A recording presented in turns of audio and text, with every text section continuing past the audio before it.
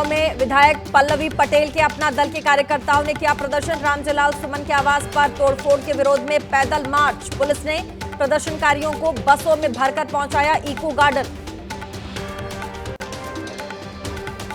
आगरा में रामजीलाल सुमन के आवास पहुंचा समाजवादी पार्टी का प्रतिनिधिमंडल। रामगोपाल यादव ने ली हमले की जानकारी। सुनियोजित तरीके से हमले का आरोप लगाया। कहा शहर में मुख्यमंत्री की मौजूदगी में हमला बेहद शर्मनाक। ईद के बाद समाजवादी पार्टी करेगी कानून व्यवस्था पर बड़ा आंदोलन।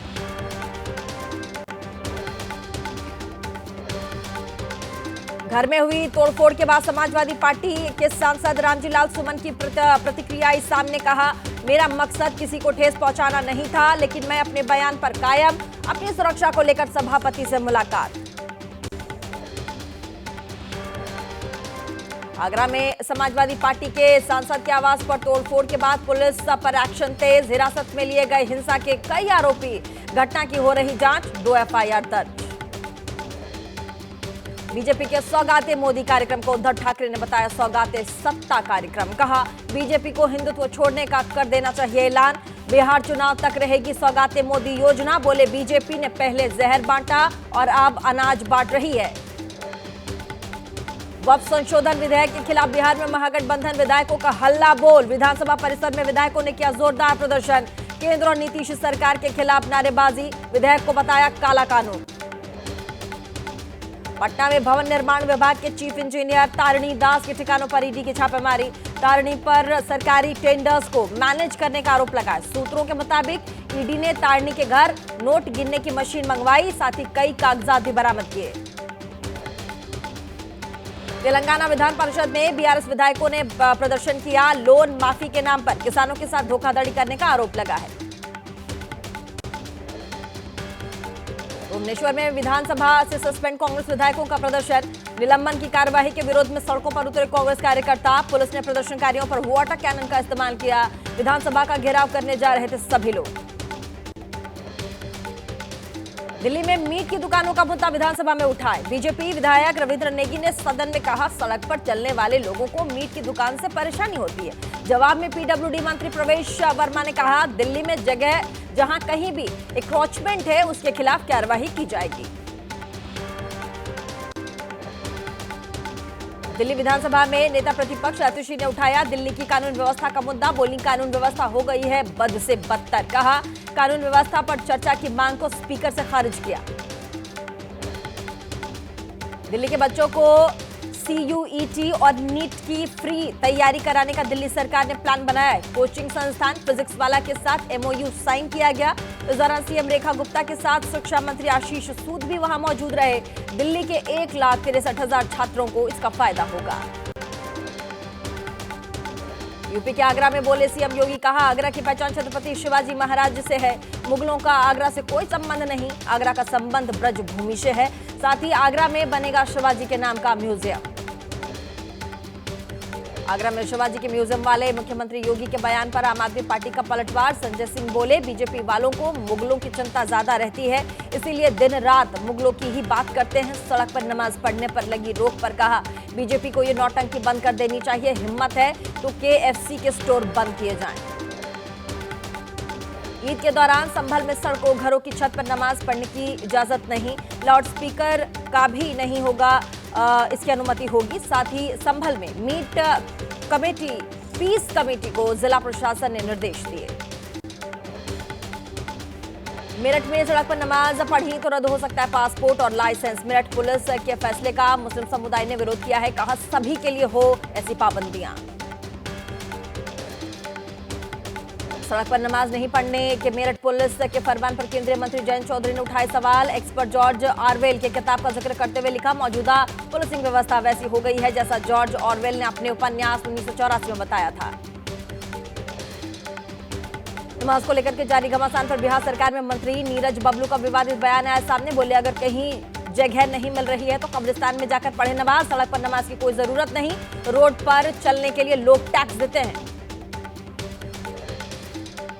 नमाज को पर रोक लगने के मामले पर बोले समाजवादी पार्टी से पूर्व सांसद नेता डॉक्टर एसटी हसन। कहा, जब मुस्लिम समाज को जागरण से आपत्ति नहीं तो नमाज से आपत्ति क्यों है?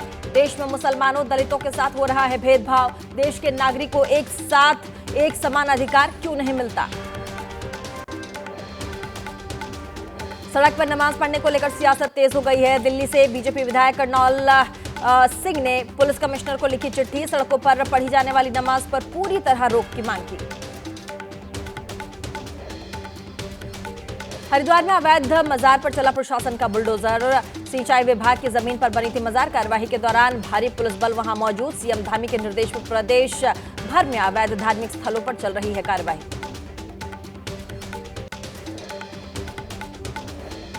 पश्चिम बंगाल के सिलीगुड़ी में हिंदू संगठनों का प्रदर्शन। आबकारी विभाग के ऑफिस के सामने धरना प्रदर्शन। वहीं रामनवमी पर शराब की दुकानें और पब बंद रखने की मांग। यूपी के बागपत में शराब के ठेका खुलने के खिलाफ सड़क पर उतरी महिलाएं। निर्माणाधीन ठेके पर महिलाओं और बच्चों ने बोला हमला। साथ ही ठेके की दीवार को गिराया। गांव में ठेका नहीं खोलने की मांग। यूपी के नोएडा, हापुड़ और मुजफ्फरनगर में शराब की एक बोतल के साथ दूसरी बोतल वाली स्कीम पर आम आदमी पार्टी का पलटवार। सांसद संजय सिंह ने कहा, ये एक बड़ा घोटाला है, लेकिन इस पर ना तो ईडी बोल रही है, ना सीबीआई, ना योगी, ना मोदी, ना आरएसएस का कोई भी प्रवक्ता। राजस्थान के भीलवाड़ा से सांसद दामोदर अग्रवाल ने सपरिवार प्रधानमंत्री मोदी से मुलाकात की। प्रधानमंत्री मोदी दामोदर अग्रवाल ने संघ में सक्रिय कार्यकर्ता के रूप में एक साथ काम किया। प्रधानमंत्री मोदी से दामोदर अग्रवाल के अच्छे संबंध। केरल के वायनाड में कांग्रेस सांसद ने पुलपल्ली में ग्राम पंचायत के कार्यकाल का उद्घाटन किया। कहा, वायनाड की जनता हर सुख दुख में एक साथ।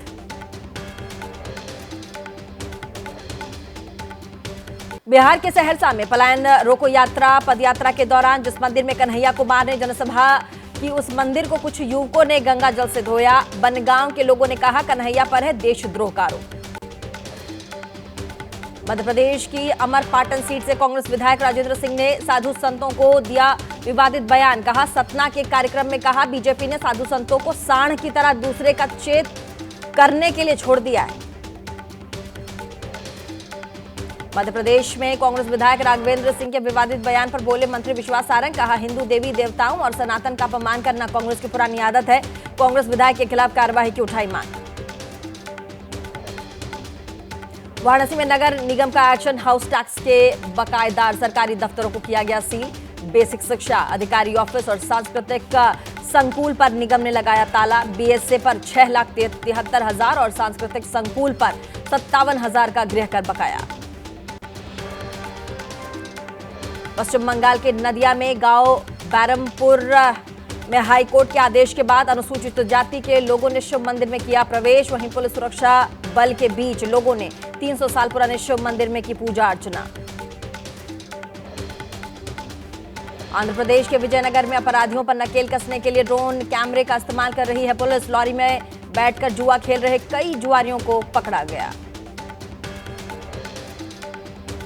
मध्य प्रदेश के अनूपपुर में सालरगोंदी गांव पंचायत ने प्रस्ताव पास कर खुद के लिए तय की है कमीशन की रकम। सरपंच के 10 और पंचों के लिए 5% तक कमीशन। एमपी हाईकोर्ट में पेश किए गए कमीशन खोरी के सबूत। वहीं कोर्ट ने सभी से 6 हफ्तों में मांगा है जवाब।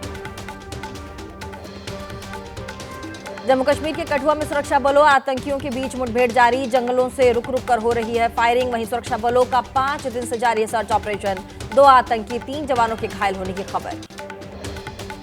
जम्मू कश्मीर के शोपियां में सुरक्षा बलों का सर्च ऑपरेशन जारी। जमात इस्लामी संगठन के आतंकियों की तलाश। जम्मू कश्मीर पुलिस लगातार कई इलाकों में चला रही सर्च ऑपरेशन। यूपी के शाहजहांपुर में पिता ने अपने 4 बच्चों की हत्या कर खुद लगाई फांसी। मौके पर पहुंचा भारी पुलिस बल, साथ ही जांच पड़ताल करता दिखा पुलिस बल। एक दिन पहले ही मृतक की पत्नी की गई थी मायके। यूपी के ललितपुर में संदिग्ध परिस्थितियों में घर के अंदर मिला छात्रा का शव। परिजनों ने जताई हत्या की आशंका। पुलिस ने शव को कब्जे में लेकर पोस्टमार्टम के लिए भेजा। मामले की गहनता से जांच कर रही है पुलिस।